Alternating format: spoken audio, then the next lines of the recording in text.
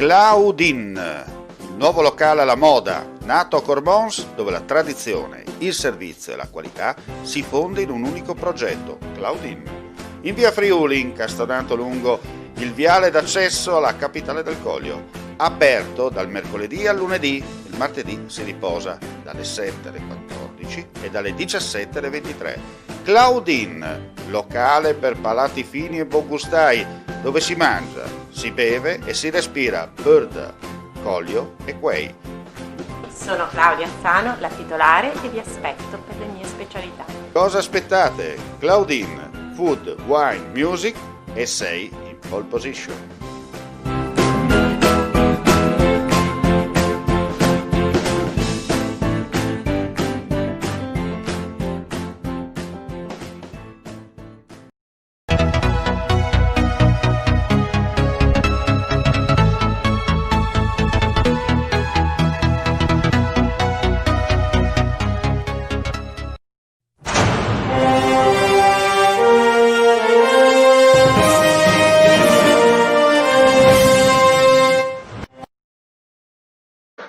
Cordiale saluto gentili amici e amiche, ben ritrovati, dunque friulitv.net, linea diretta, già collegato con noi da Roma l'onorevole Roberto Novelli di Forza Italia. Parleremo con lui tra poco di quello che sta accadendo in questi minuti, tra l'altro proprio in questi istanti il Premier Giuseppe Conte sta parlando al Senato per il classico discorso dopo il passaggio alla Camera di ieri. E insomma, oggi qualcuno dice ne vedremo delle belle. Secondo il mio reuma preferito non accadrà assolutamente nulla, visto che Renzi con l'astensione darà comunque l'appoggio indiretto al suo ex amico Giuseppe Conte. Allora, prima di parlare con Roberto Novelli, però do una notizia proprio di aggiornamenti, perché nel frattempo la cronaca purtroppo non si ferma.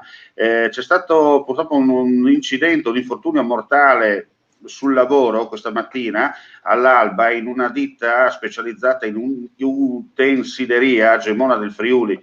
La vittima, da quanto ci sono giunte alle redazioni, è un uomo di 69 anni che si è accasciato improvvisamente al suolo mentre stava lavorando e ha perso la vita. La causa del decesso, un arresto cardiocircolatorio.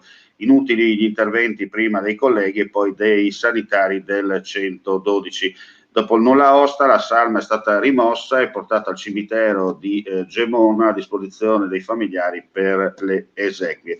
Invece un'altra notizia di cronaca, 6:15 di questa mattina, un grave incidente stradale lungo la statale 13 Pontebana, all'altezza del centro commerciale Emisfero, tra le rotonde di Cusano e la cosiddetta rotonda Moro, tanto per essere chiari, 3 auto coinvolte. Purtroppo c'è una persona in gravi condizioni che era stata ricoverata in un primo momento all'ospedale di Pordenone e successivamente è stata elitrasferita a Udine, dove si trova tuttora ricoverata, come detto, in gravi condizioni. Rilievi di legge da parte dei carabinieri in supporto anche ai vigili del fuoco per la pulizia e la messa in sicurezza della sede stradale. Tra l'altro la persona che in gravi condizioni è stata estratta proprio con le pinze oleodinamiche dai vigili del fuoco dalla propria auto.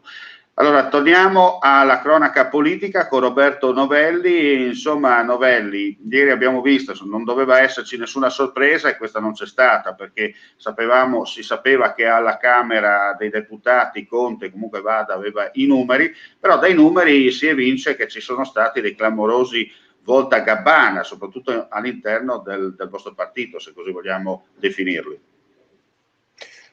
Intanto buongiorno. Diciamo che l'episodio che possiamo definire clamoroso del voto a favore della fiducia da parte dell'onorevole Polverini ha un po', come dire, oscurato quella che comunque è una competenza del gruppo, perché solamente l'onorevole Polverini ha deciso in modo unilaterale di dare la fiducia al governo Conte. Certo non è una cosa che può farci piacere. Credo che questo governo la fiducia non la meriti, perché si è dimostrato un governo confuso, un governo che purtroppo in una situazione di emergenza globale come quella che stiamo vivendo non è riuscito né a prepararsi né a dare le risposte che servono e servirebbero al Paese. Vorrei ricordare che in questo momento storico noi abbiamo un problema di pandemia che è riconosciuto da tutti e che ha bisogno, uno, di garantire in termini assoluti quello che è il diritto più importante che ogni persona ha, cioè il diritto alla salute, e poi anche di dare delle risposte di tipo economico. I ristori che sono stati Certo. attivati non sono sufficienti e possiamo semplicemente, guardando la realtà dei fatti, dire che il nostro Paese, se continuiamo con questo tipo di interventi che sono molto polverizzati e sono anche frammentari, difficilmente ne uscirà. Noi abbiamo come opposizione cercato di dare un contributo responsabile, perché la parola responsabile significa non pensare soltanto al posizionamento politico, ma pensare anche ad essere collaborativi per dare, lo ripeto, un contributo utile. Qualcosa è stato accettato, molte cose non le sono state, e quindi questa è la situazione che purtroppo non fa Chiaro. piacere a nessuno. Senta, la posizione è un po' di Italia Viva, no? Questa ambiguità in un certo senso. Da una parte martella la propria maggioranza dicendo noi usciamo perché non ci piace, eccetera, eccetera, ritira i ministri, però nel contesto dice comunque vada, noi vi daremo la fiducia esclusivamente sulle cose da fare per gli italiani. Cioè, secondo lei, è nata un po' un'opposizione strana, no? Nel senso che per la prima volta c'è un'opposizione di governo nel governo che però fa opposizione, no? In base alla situazione, perché si astiene sul voto di fiducia, però darà comunque l'appoggio sul recovery fund e via dicendo, e su altre cose si vedrà. Ecco, questo è un rischio di tenere effettivamente tutto il sistema Italia in mano a una situazione un po' particolare, nel senso, se non si è chiari si rischia anche che l'Europa domani mattina dica sì, va bene, Conte è passato, ha i numeri, eccetera, però non è che siamo così sicuri poi di darvi i soldi, comunque il rubinetto ve lo lasciamo aperto quando, come, dove e perché, insomma, no?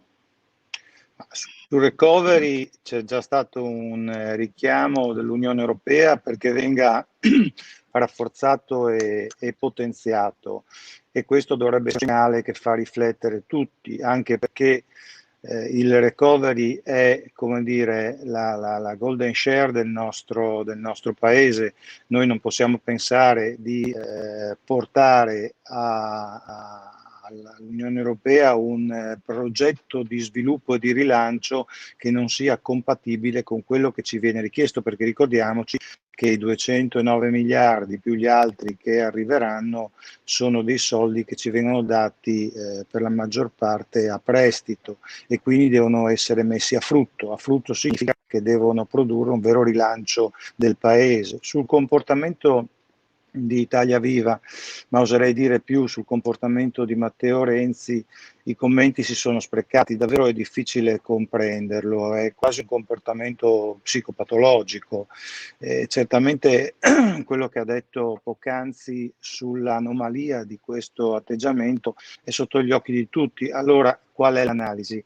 L'analisi può essere, credo, indirizzata su due linee. Uno, un egocentrismo smisurato che fa sì che l'ex Presidente del Consiglio Matteo Renzi abbia bisogno di avere i media e le telecamere costantemente puntate su di sé, succeda quel che succeda. Due, che ci sia qualcosa che noi non conosciamo, ma purtroppo la realtà dei fatti è tristemente quella che vediamo tutti. Vediamo un governo debole che aveva bisogno comunque di continuare a governare per tutto quello che sappiamo, che in questo momento, se riuscirà a prendere i voti sufficienti, se il Presidente Mattarella non deciderà di intervenire, se la situazione precipita, continuerà ad essere il governo del Paese che ha dato poche risposte fino ad ora, e purtroppo nelle condizioni che si stanno prospettando temo che ne darà ancora di meno, o darà delle risposte fragili. È chiaro che se vogliamo guardare questo paese e la politica come una grande famiglia, in famiglia si può anche litigare, ma poi se si creano delle fratture insanabili all'interno si può cercare di ripararle, ma poi purtroppo i nodi vengono al pettine. Questa situazione è, da un punto di vista politico, drammatica perché è ricaduta su tutto il paese. Chiaro. Senta Novelli, nel caso in cui Mattarella vi convocasse al Quirinale per un eventuale esecutivo centrodestra a larghe intese, numeri alla mano, sareste pronti a prendere in mano il paese? Ma allora, questa è una risposta che io personalmente non posso darle, perché capisce che non sono decisioni che mi competono. Certamente la Ma di certo possibilità lei che il essendo al centrodestra, settore, no? certo, la possibilità che il centrodestra possa andare al governo di questo paese senza passare attraverso le elezioni è una possibilità, come dire, sufficientemente improbabile. È chiaro che i numeri all'interno del Parlamento si possono sempre trovare, ma si tratta di trovare dei numeri che poi danno anche quel risultato che è la coesione e una visione di quella che deve essere l'azione politica e di governo comune. Chiaro. Insomma, maggioranze raccogliticce possono essere sul momento propositive e positive, ma poi si schiantano contro le rocce della realtà. Senta, una domanda un po' off topic, no? Tanto per rimanere in tema, ma per dare alcune idee anche a chi ci guarda e chi ci ascolta. Lei ha avuto una carriera importante, anzi ha una carriera politica molto importante, no? Tra l'altro vice sindaco, ricordiamo, a Cividale, ha avuto anche l'esperienza di assessore, tra l'altro consigliere regionale, adesso deputato. Che differenze ha trovato in questo percorso politico che ha intrapreso? Beh, allora guardi, se devo dirle la verità, è evidente che la parte più entusiasmante della politica è quella a contatto diretto con il cittadino, cioè l'amministrazione comunale. Ho deciso di partecipare alle elezioni comunali di Cividale con la mia lista, abbiamo ottenuto un risultato importante, siamo stati i più votati, ho questo incarico di vice sindaco che, diciamo, prima la mia giornata era molto impegnata, adesso è diventata totalizzante, però l'esperienza dell'amministratore comunale è l'esperienza più entusiasmante. Anche l'esperienza regionale è un'esperienza importante che comunque ti dà la possibilità, in particolare se sei in maggioranza, di dare delle risposte dirette, cioè sei in qualche modo una sorta di front office, ricevi delle istanze e puoi provare davvero a risolverle. Qui la situazione è un po' diversa, diciamo che personalmente sono molto soddisfatto perché sto lavorando con gran impegno e anche con dei risultati in una commissione importantissima, soprattutto in questo momento storico che è la Commissione Sanità, per cui diciamo ogni percorso ha i suoi aspetti diciamo di maggiore interesse o di maggiore entusiasmo e quelli anche negativi, però torno al punto iniziale, se dovessi dire cos'è che dà più soddisfazione in termini di azione politica è quella amministrativa. Poi naturalmente c'è il resto e sono i vari livelli che ti consentono anche di avere una serie di contatti e anche di possibilità diverse naturalmente dal consigliere o dall'assessore comunale. Certo, allora possiamo dire, poi la lascio perché so che ha degli impegni e le ho detto che al massimo alle 10:15 l'avrei liberata. Possiamo dire che oggi non succederà nulla a Roma, nel senso per il momento ci sono stati un po' fuochi d'artificio, tanto per il periodo carnevalesco, tanto per fare un po' di confusione e cambiare un po' per non parlare sempre di Covid, si parla di un'altra pandemia, cioè quella della politica italiana, no? Ma mentre il Covid c'è il vaccino, per la politica italiana non si capisce se ci sarà o meno sto vaccino, no? Per curare, perché tutti si stanno lamentando, la gente è un po' arrabbiata. Poi lei lo sa meglio di me, su Facebook, sui social tutti sono rivoluzionari, reazionari, poi quando c'è da mettere in pratica la situazione li contiamo sulle dita di una mano monca. Non succederà nulla, Italia Viva starà qua, starà là, starà in mezzo in base alla situazione, in base a come si sveglierà Renzi al mattino. e via dicendo. È andato tutto bene, si continuerà avanti, sarà questo probabilmente Conte Ter con nuovi ministri eccetera, si vocifera, almeno queste sono le voci che arrivano dalla capitale, nella lontana provincia dell'impero, che ci saranno probabilmente 2 ministri o sottosegretari del Friuli Venezia Giulia, no? All'interno di questo presunto Conte Ter. Ma guardi, allora, le previsioni sono davvero difficili perché, come dicevo prima, questo è un momento schizofrenico. Io personalmente sono piuttosto rattristato perché c'era la possibilità anche di rilanciare un po' quella che era l'immagine di chi fa politica e della politica per i risultati che deve e può portare il Paese. Dirle che ci saranno o meno 2 ministri o sottosegretari della regione Friuli Venezia Giulia, questo non lo so, mettiamola così. Più persone della nostra regione abbiamo al governo e meglio potrebbe essere, indipendentemente dalle appartenenze politiche. Noi siamo e rimaniamo contrari a questo governo, però l'abbiamo detto più volte, nel momento stesso in cui c'è bisogno, voteremo il recovery ad esempio, nel momento in cui c'è bisogno di essere collaborativi noi lo siamo assolutamente. Ricordiamoci che Matteo Renzi ha innescato questa crisi di governo nel momento in cui c'è da votare c'è da votare il recovery, c'è da rinforzarlo, i decreti ristori, la presidenza italiana del G20 per il 2021, insomma un momento veramente inopportuno. Il fatto che questo paese sarebbe governato dalla coalizione centrodestra, che devo dire pur con delle differenze che sono anche abbastanza marcate in alcuni momenti, però nel suo complesso manifesta una visione del paese e una condivisione che il centrosinistra non ha ammesso che si possa chiamare ancora centrosinistra. Io ringrazio Roberto Novelli, ancora deputato di Forza Italia da Roma, per l'intervento nella nostra pagina informativa. Grazie ancora e buon lavoro Novelli, perché oggi sarà una giornata molto intensa, no? Come tutte quelle che si vivono nella capitale. Ringrazio anche gli amici per la visione e l'ascolto e do appuntamento come sempre intorno alle 12, anzi intorno alle 14 per Linea Diretta Notizie Oggi, dunque un riepilogo generale di quello che è accaduto nella mattinata, e poi nel primo pomeriggio proprio Linea Diretta nuovamente con un altro ospite. Parleremo del mondo del lavoro visto per quanto riguarda la parte sindacale, in particolare focus sulla destra tagliamento, e non aggiungo altro. Grazie ancora per la visione e l'ascolto e ci sentiamo più tardi.